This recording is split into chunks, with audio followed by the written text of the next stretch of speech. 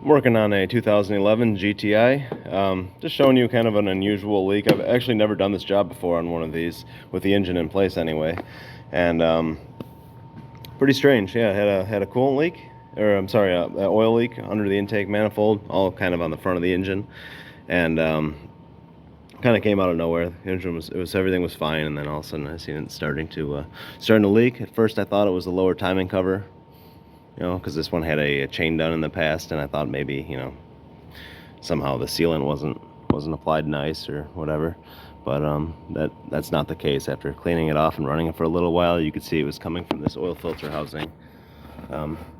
Here's where it bolts on. You have to remove the AC compressor and the alternator. I pulled the alternator, you know, right out of there completely, and the AC compressor, I just kind of let it dangle underneath the car. Not that bad of a job, honestly. I'm kind of pleasantly surprised. You have to, you know, the back end of this thing plugs into the union pipe for the water pump. So it's actually, I think I got to this faster than I would have pulled the water pump off, as far as if the union pipe was leaking. I'm not 100% sure yet, but I may even go this route in the future if that's the case. But here's the oil filter housing assembly. Here's the old gasket still in there.